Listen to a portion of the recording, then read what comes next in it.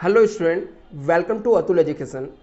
तो फ्रेंड, इस वीडियो के अंदर हम लोग डायरेक्ट टैक्स के इंपॉर्टेंट क्वेश्चन देखने वाले हैं, वो भी ऑब्जेक्टिव टाइप्स के क्वेश्चन।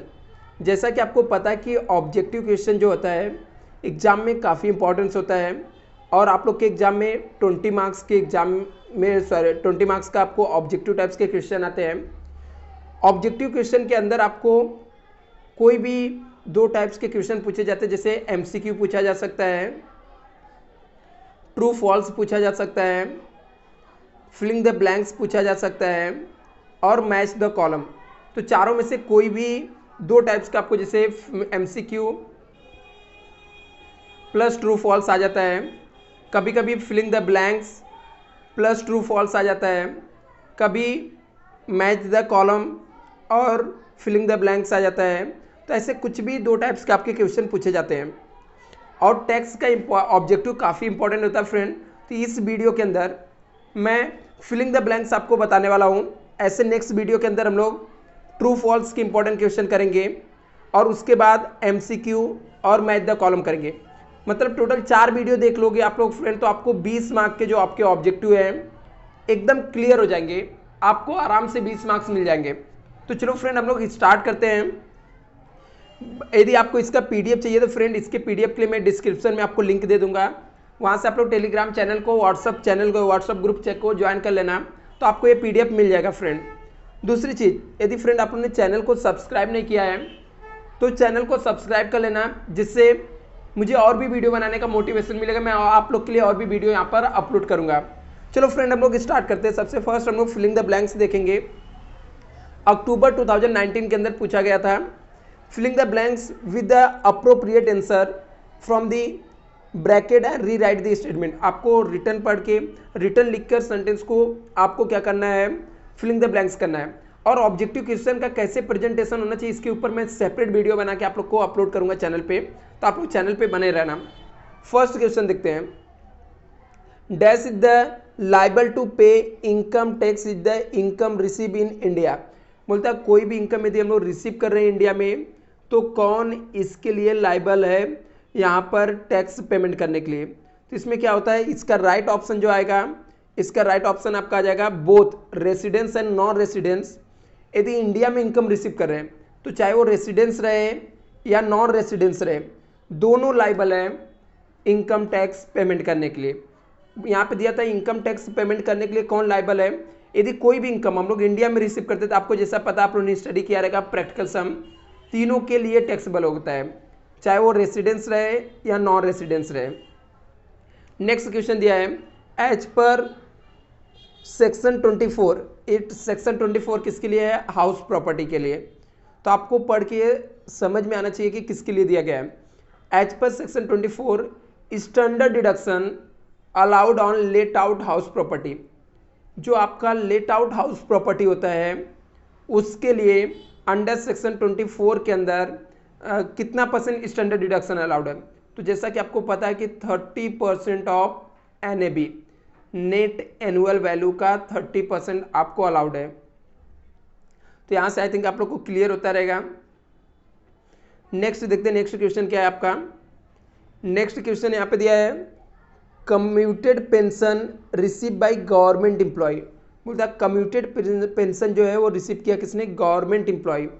तो टैक्सेबल रहेगा, एग्जेम्प्ट रहेगा, टैक्स से क्या रहेगा, तो ये क्या रहता है, एग्जेम्प्ट होता है गवर्नमेंट एम्प्लॉय को, एग्जेम्प्ट फ्रॉम टैक्स। इसका राइट ऑप्शन रहेगा एग्जेम्प्ट फ्रॉम टैक्स, एग्जेम्प्ट रहेगा, टैक्स से क्या रहेगा, एग्जेम्प्ट रहेगा। जैसा कि आपको पता है कम्यूटेड पेंशन यदि गवर्नमेंट एम्प्लॉय को मिलता है तो एग्जेम्प्ट होता है। लिखा गैस, इलेक्ट्रिसिटी और water supply provided free of cost to the employ.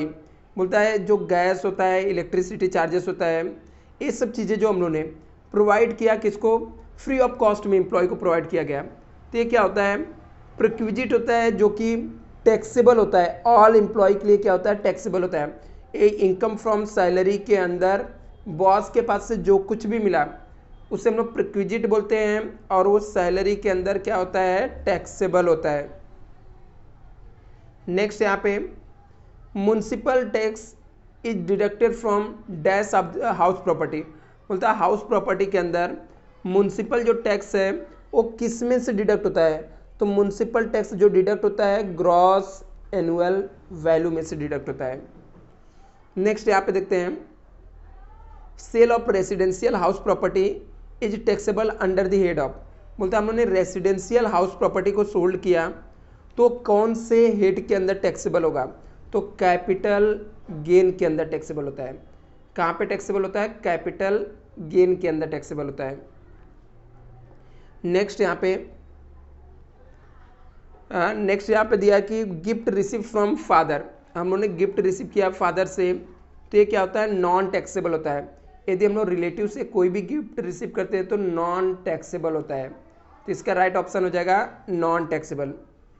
लिखा है Indian citizen living India for employment in the consider residence in India in any previous year if you stay India minimum कितने दिन होने चाहिए? आपको पूछ रहा कोई भी पर्सन इंडिया से जॉब के लिए बाहर जा रहा है तो उसको रेसिडेंस कब माना जाएगा? कितना दिन इंडिया में कंप्लीट करना चाहिए? तो 182 डेज कंप्लीट करना चाहिए। नेक्स्ट दिया है salary receive by a partner from his firm is regard as. बोलता सैलरी मिल रहा है पार्टनर्स को इसके फर्म से, तो किसके अंदर टैक्सेबल होगा? प्रॉफिट एंड गेन के अंदर होगा, क्योंकि सैलरी जो है पार्टनरशिप फर्म से मिल रहा है, आप उसके पार्टनर हो तो आपको पार्टनरशिप का जो भी सैलरी रहता है वो आपको कहाँ पे टैक्सेबल होता है? Profit and gain of business के अंदर टैक्सेबल होगा। नेक्स्ट यहाँ पे if a residential house property is held more than dash month to be consider long term capital assets. बोलता है यदि रेसिडेंशियल हाउस प्रॉपर्टी को हम लोग कितने समय तक होल्ड करके रखेंगे तो उसे long term capital gain consider किया जाएगा। यदि 24 मंथ्स तक आप होल्ड करके रखोगे तो इसे long term capital gain consider किया जाता है। Deduction under section 86 is allowed to the maximum. बोलता है डिडक्शन अंडर 86 अलाउड है, मैक्सिमम कितना है? 80C के अंदर डिडक्शन कितना मैक्सिमम अलाउड है? 1,50,000 है। तो अंडर सेक्शन 80C के अंदर जो मैक्सिमम डिडक्शन अलाउड है कितना है? 1,50,000। अभी मार्च 2018 के अंदर फिलिंग द ब्लैंक्स में क्या क्या पूछा गया था? लिखा है income tax come into force from.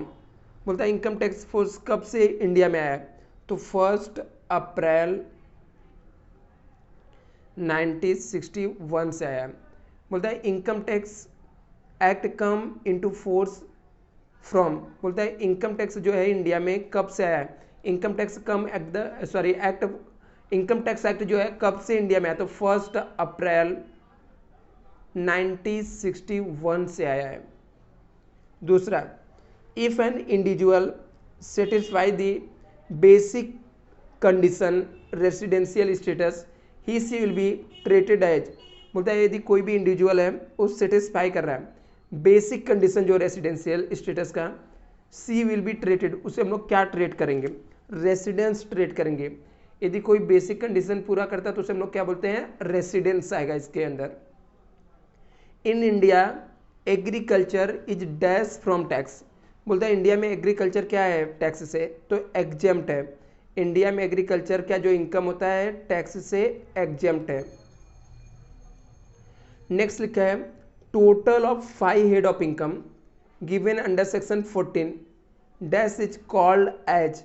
मतलब जो यहाँ पे दिया है टोटल 5 हेड ऑफ इनकम जो दिए गए हैं अंडर सेक्शन 14 के हिसाब से उसे हम लोग क्या बोलते हैं? तो इसे हम लोग क्या बोलते हैं? ग्रॉस टोटल इनकम बोलते हैं।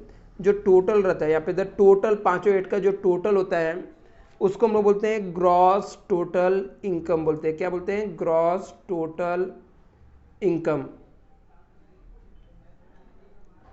नेक्स्ट लिखा है commuted pension is exempt in the head of dash of the employ.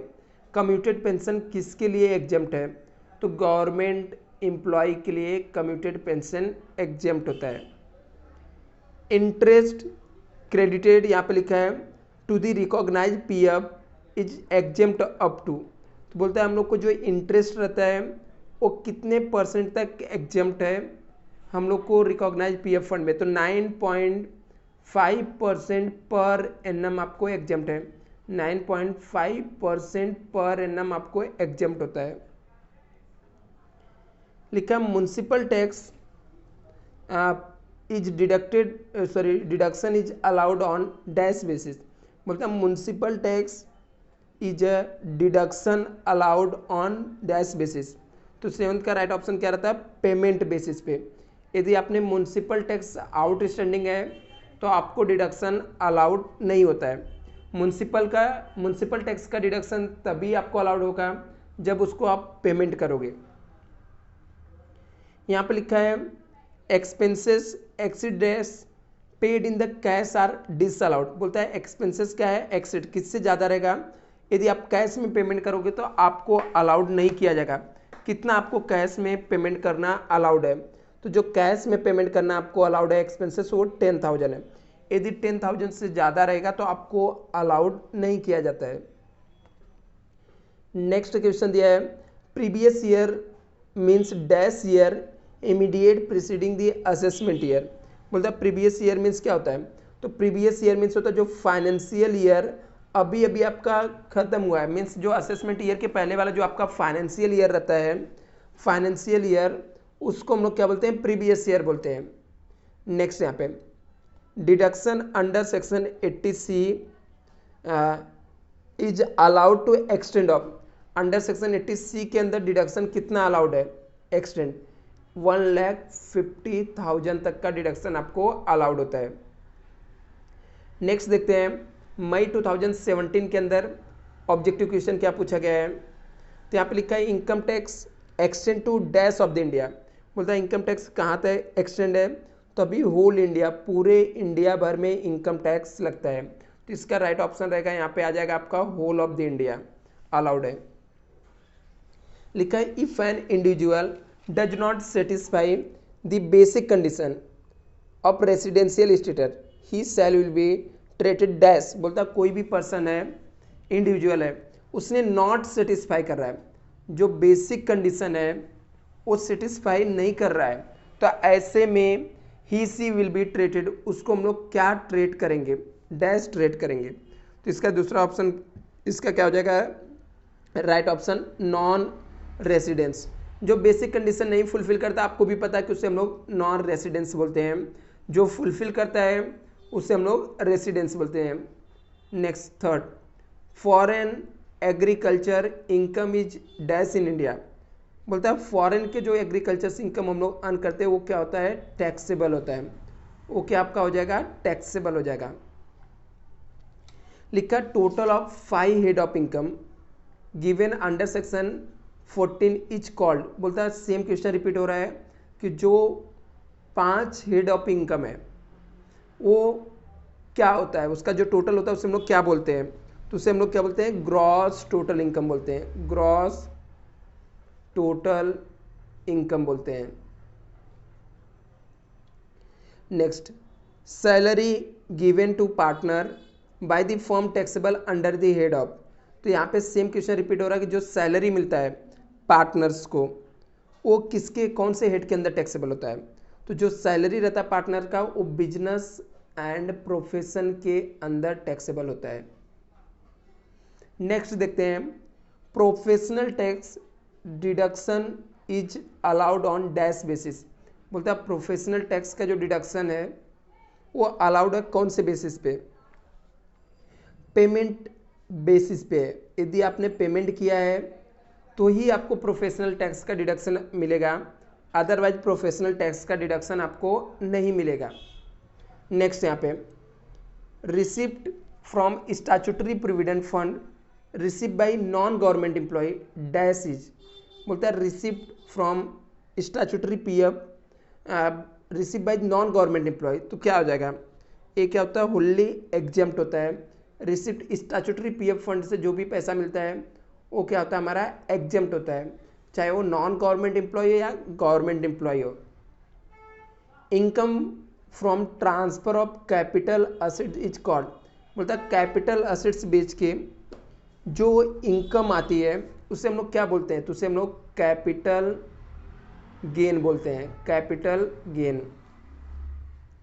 Next देखते हैं shares of income receive by member of H U F dash is the income. बोलता है जो shares income हम लोग को मिलता है एच यू एफ के मेंबर को, वो क्या होता है, एग्जेम्प्ट होता है, क्योंकि वो कर्ता के हैंड में टैक्सेबल हो जाता है। तो यहाँ पे जो मेंबर को मिलता है वो क्या होता है, एग्जेम्प्ट होता है।